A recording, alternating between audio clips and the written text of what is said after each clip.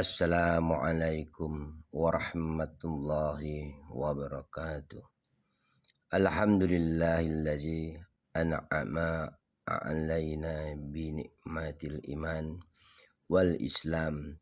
Asyhadu an la ilaha illallah wa asyhadu anna Muhammadar Rasulullah.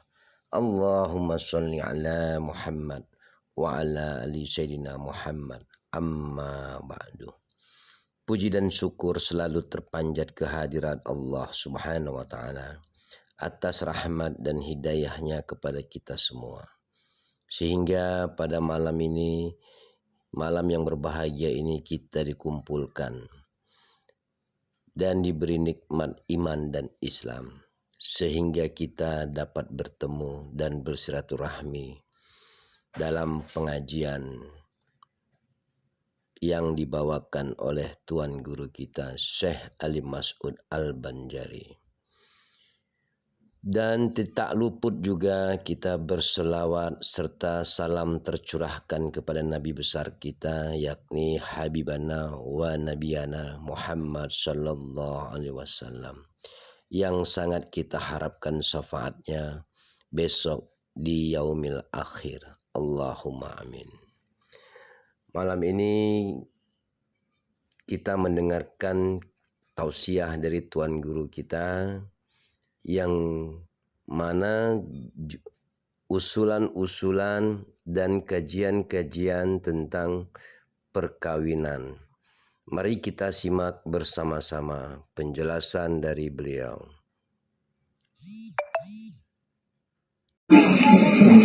Masing-masing, apakah mau berbaiat atau tidak? Itu tidak ada paksaan di dalam pengajian. Contoh, seperti kata secara umum ataupun dikatakan secara syariat. Kalau cara dunianya, baiat ini serupa dengan pernikahan.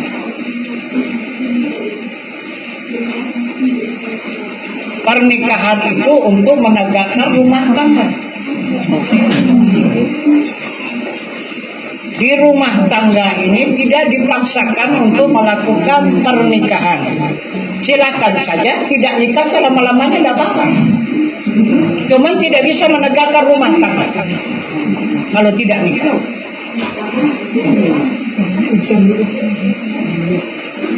Tapi dia menegakkan rumah tangga itu wajib melaksanakan pernikahan, karena tidak dihalalkan oleh Allah dan Rasul melaksanakan dalam menegakkan rumah tangga tanpa pernikahan. Begitu juga kita di dalam pengajian ini tidak dipaksakan. Jika ingin untuk mengikat diri kita kepada Allah dan Rasul, itu mau tidak mau wajib. Apakah mau kita mengikat diri kita kepada Allah dan kepada Rasul? Mengikatkan diri kepada Allah dengan acara berbaiat untuk mendapatkan ridha dari Allah, mengikat diri kita kepada Rasul untuk mendapatkan syafaat dari Rasul. Kalau soal pengajian, tidak masalah. Jadi baiat ini hanya untuk mendapatkan syafaat dari Rasul dan ridha dari Allah. Itu saja. Jadi serupa dengan kita menegakkan rumah tangga, melaksanakan akad.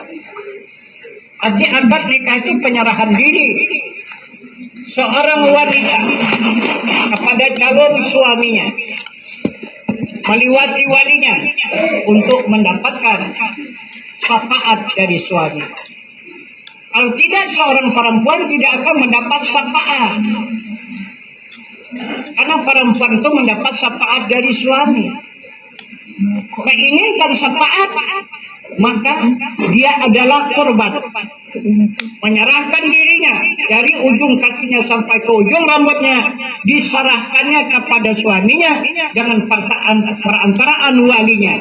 Jangan tebusan polisi suami, jangan mahar ataupun mas kawin. sudah terbayar, sudah dibayar. Diri seorang wanita itu oleh calon suaminya. Maka wanita itu jika sudah akad nikah, maka jatuhlah hak milik dirinya menjadi milik suami. Hak si ibu pun sudah lepas, hak si ayah pun sudah lepas atas anaknya. Maka diri si anak 100% menjadi milik suaminya. Barulah berhak si istri itu mendapatkan syafaat dari suami, dan si suami baru berhak mendapatkan suami. Nah, ini yang dicantumkan oleh sabda Rasul. Apa kata Rasul? An-nikahu sunnati, faman lam ya'mal bi sunnati falaysa minni. Penyerahan diri itu, kata Rasul, pekerjaanku, siapa-siapa yang tidak melakukan bukan dari golonganku. Nah, seorang wanita untuk mendapatkan syafaat dari suami menyerahkan dirinya. Kita umat untuk mendapatkan syafaat Rasulnya untuk menyerahkan dirinya. Seorang hamba mendapatkan ridha dari Allah untuk menyerahkan dirinya sesuai dengan perintah Tuhannya. Wa tawakkal 'alal hayyil ladzi la yamut. Serahkan dirimu kepada Tuhanmu yang hidup, yang tiada. Nah, itulah dia mengenai soal pengajian dengan baiat. Silakan saja mengikuti pengajian walaupun sampai di mana tidak ada masalah. Walaupun tidak berbaiat, ataupun diawali dengan acara berbaiat baru mengikuti pengajian, ya silakan. Itu maksudnya. Bukan ada terbatas, kalau tidak berbaiat tak boleh mengaji. Enggak. Silakan. Itu. Ini tetap terbuka. Ilmu ini syariat, tarikat, hakikat, dan ma'rifat. Cuman hanya etikat saja yang tidak terbuka. Karena etikat itu terakhir. Sedangkan kita yang berbaiat pun belum sampai kita kepada etikat. Ada yang sudah puluhan tahun, ada yang sudah 20 tahun mengikuti baiat.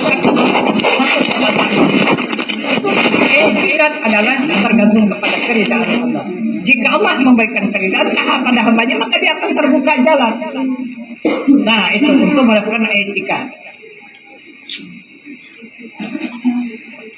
Nah, jadi inilah keterangan singkat mengenai pengajian dengan baiat. Kata Tuan Guru, kalau sholat itu menghadap kiblat. Jadi saya ini sudah berusaha menghadap kiblat, tapi kok mesti ingat lain-lainnya itu kemana itu Pak? Belum. Bisa ingat juga lain-lain.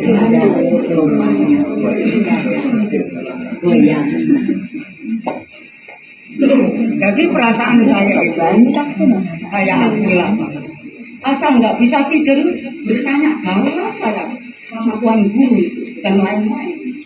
Ya cepatlah saya tidurnya saya ini sekarang ini selama untuk ilmu malam ini memang timbang tidak, tapi nggak lain-lain banyak cara sama Tuan Guru.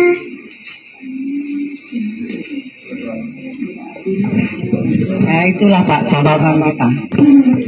Itu mengenai diri kita selalu dia berbicara ataupun menghadap guru ataupun mengadakan pelajaran. Jadi itu menunjukkan diri kita itu sudah bangun. Jadi jiwa kita itu menuntut haknya.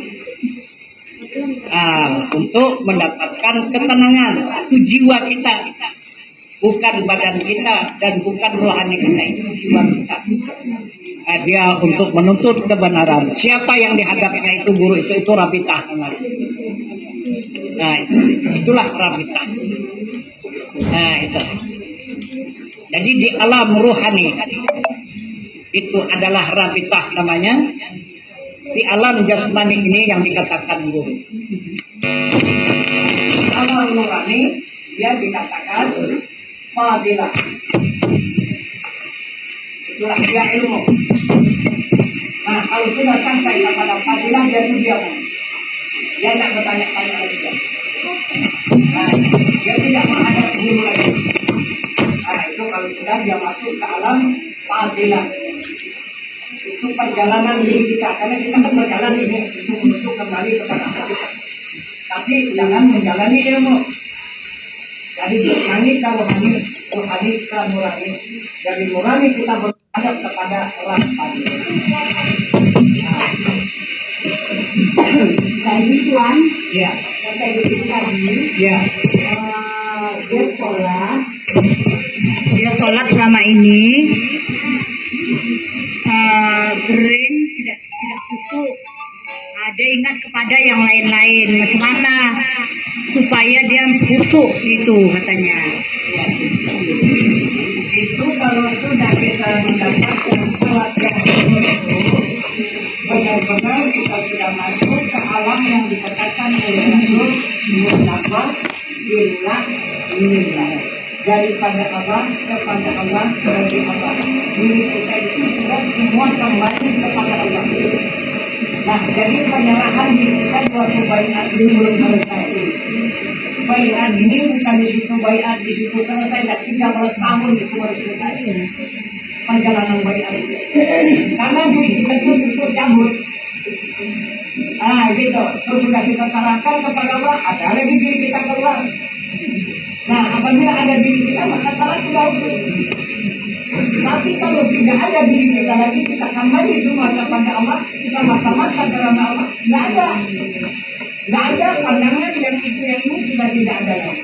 Maka hanya tinggal semata-mata Allah. Sesuai dengan keterangan dalam Al-Quran. Jadi, ayat nama walu pasama wajibullah. Barang-barang ada kamu bisa wajah Allah. Ini ada yang mengatakan wajah.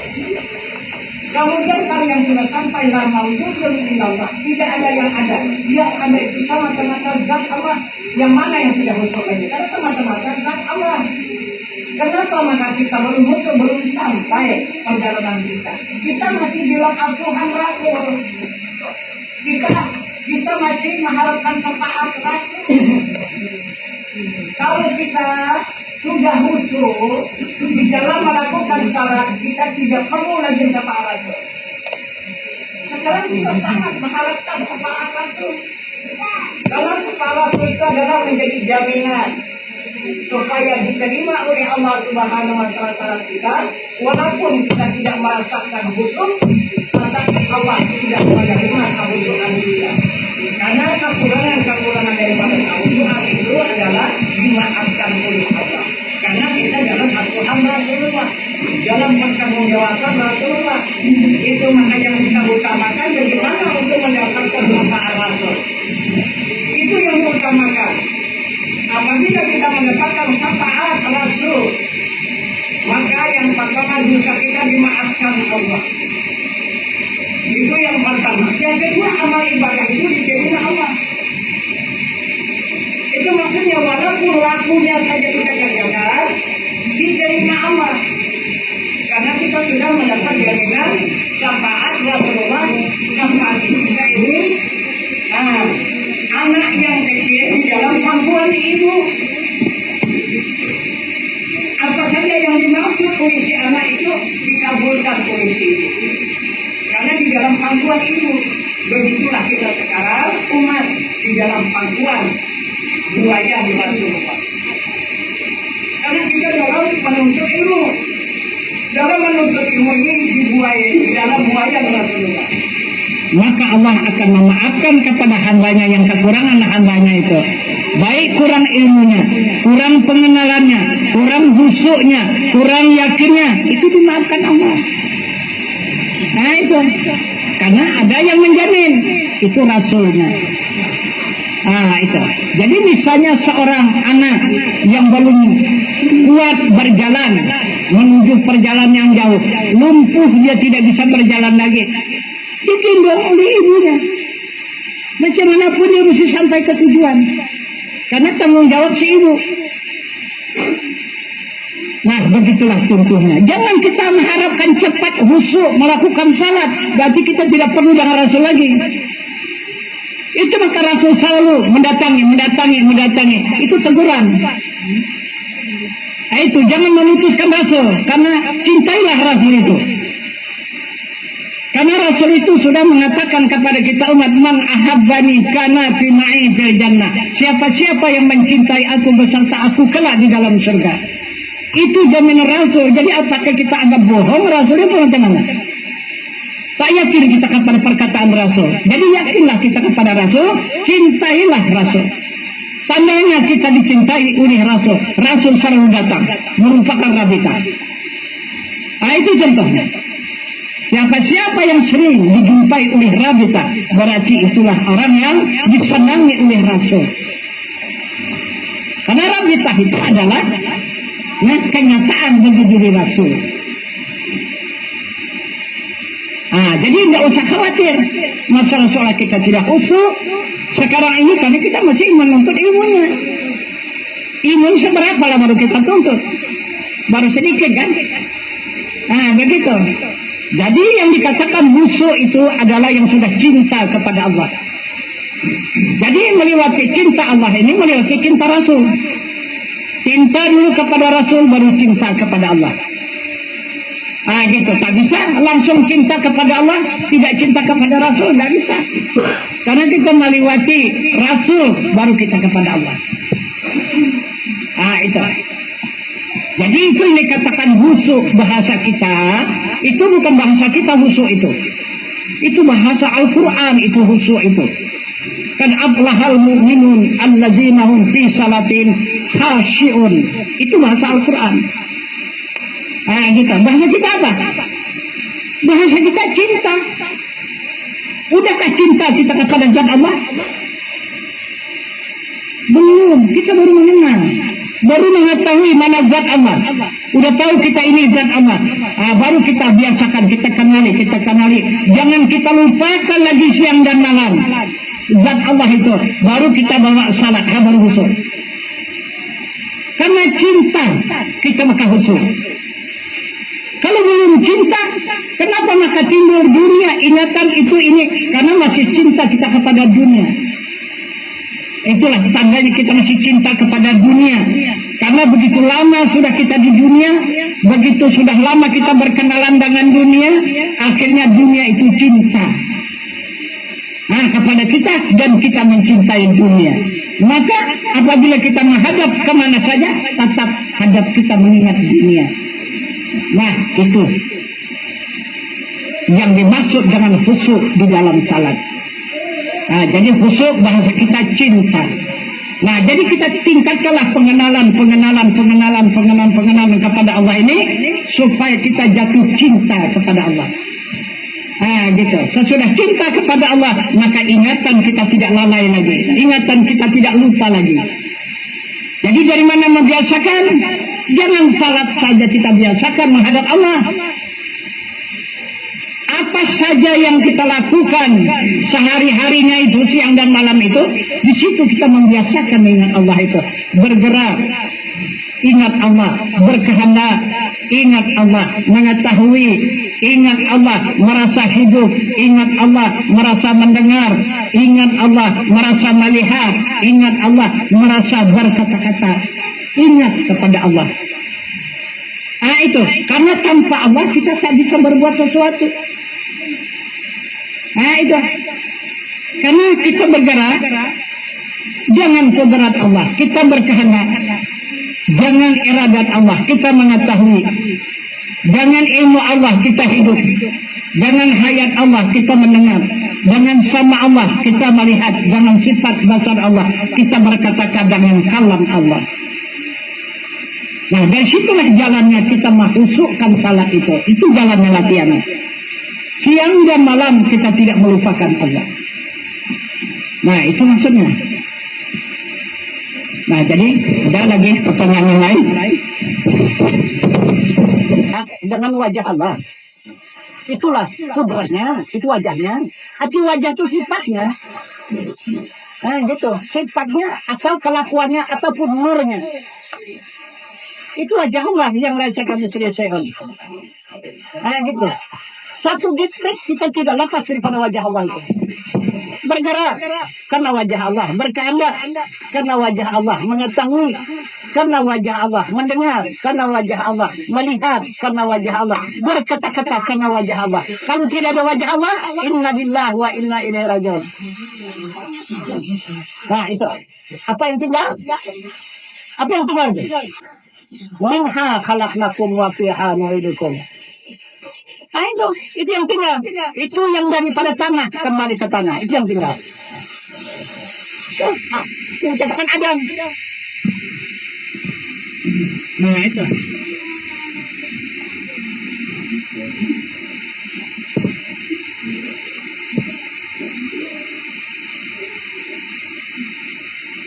Jadi wajah Allah itu orang hakikat. Badan jasmani ini, lembaga Adam ini adalah orang syariat.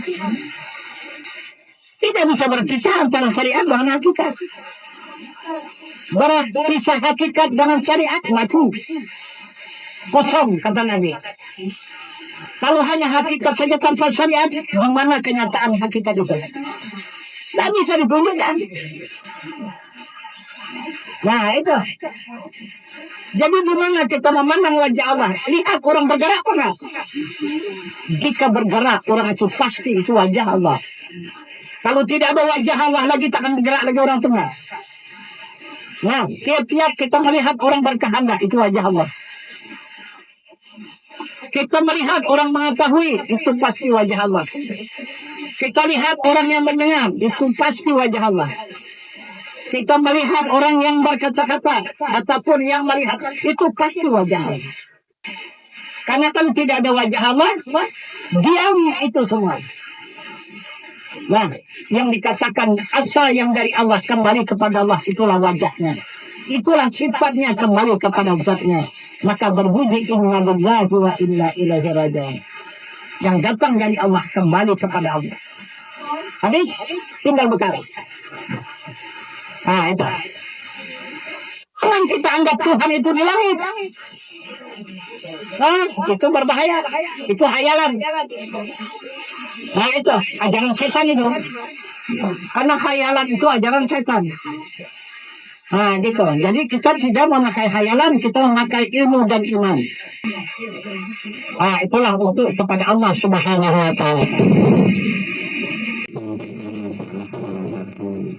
Imamuka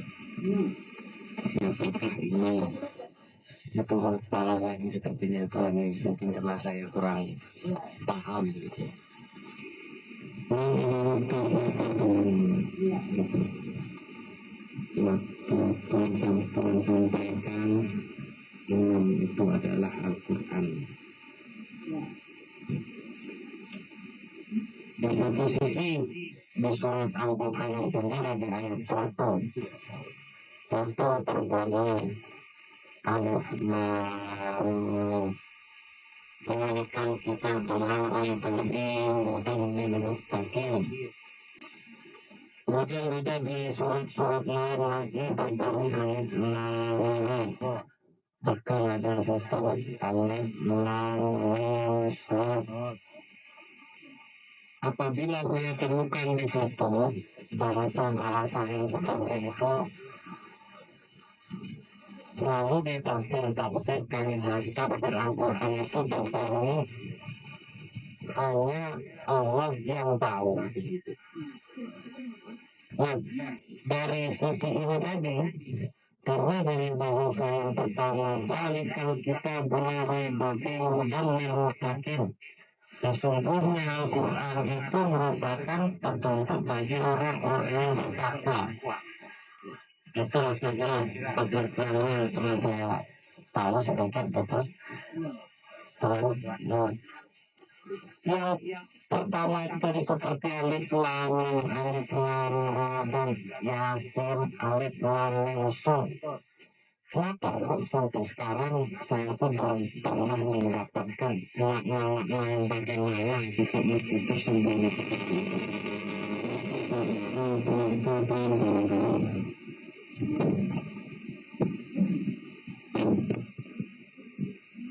Itu mengenai Al-Quran,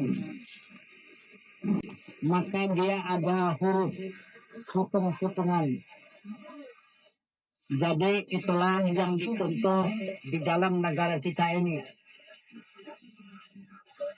Seperti DPR, MPR.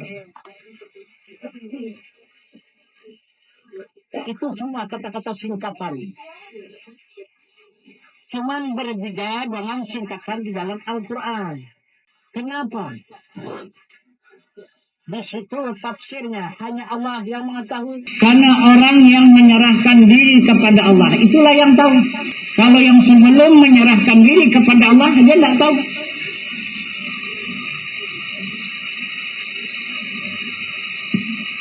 Seperti Allah Subhanahu wa Ta'ala menurunkan Al-Quran ayat pertama yang berbunyi Iqra. Apa arti Iqra? Baca. Baca itu bukan arti. Jadi arti daripada Iqra, pelajari, ketahui, dan kenali. Itu arti daripada Iqra. Apa yang diketahui, yang dikenali, yang dipelajari? Bismi rabbikal ladzi khalaq. Dengan nama Allah manusia jadi dari segumpal darah. Itu yang dipelajari. Itulah yang diketahui. Dan itulah yang dikenali. Itu yang dimaksud oleh Allah. Jika sudah tahu kepada diri kita sesuai dengan petunjuk Rasulullah, man arafa nafsahu faqad arafa rabbahu, man arafa rabbahu fasadar jasad. Siapa-siapa yang mengenal dirinya hanya mengenal akan Tuhannya. Siapa-siapa yang mengenal Tuhannya maka binasalah dirinya. Kenapa maka binasa dirinya? Yang ada hanya Tuhannya. Jika sudah kita kenal kepada Tuhan, yang ada hanya Tuhan, lain tidak ada. Yang ada itu zatnya, sifatnya, asmanya, af'alnya, itulah yang ada. Lain dari itu tidak ada. Itulah yang ada. Af'alnya ini semesta alam. 7 lapis langit dan bumi ini af'alnya beserta isinya. Nah itu. Kemudian yang ada asmanya, itulah langit. Kemudian sifatnya, itulah alam nur. Kemudian adalah zatnya, itulah dirinya. Itulah yang wajib ada. Lain mustahil ada. Jika sudah mengetahui Tuhan itu wajib ada, maka turun lagi yang tertulis. Bukan yang tersirat ya. Yang tersirat Iqra bismi rabbikal ladzi khalaq, yang tertulis alif lam mim. Ayat 1 juga. Kenapa maka 2 ayat 1? Kenapa maka 2? Jadi Iqra ini kemana dan alif lam mim ini kemana? Sama-sama ayat 1. Alif lam mim itu hurufnya. Alif lam mim itu hurufnya. 3 huruf. Alif lam mim. Kalaulah kita baca alam, bukan alif lam mim kita baca enggak. Itu hijaannya alif lam mim. Kalau dibaca alam, maka pelajarilah alam semesta ini. Itu arti daripada alif lam mim. Pelajari alam semesta. Alam semesta ini adalah kitab yang terbesar. Ini dikatakan kitab Jamali namanya. Aduh. Sebelum diturunkan Al-Quran, Jamali ini sudah ada alam semesta ini. Ini lebih tua.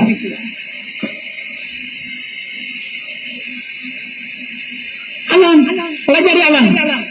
Alam apa? Kalau kita pelajari alam zat, alam sifat, alam asma, alam apa? Jadi sama tujuan dengan Iqra.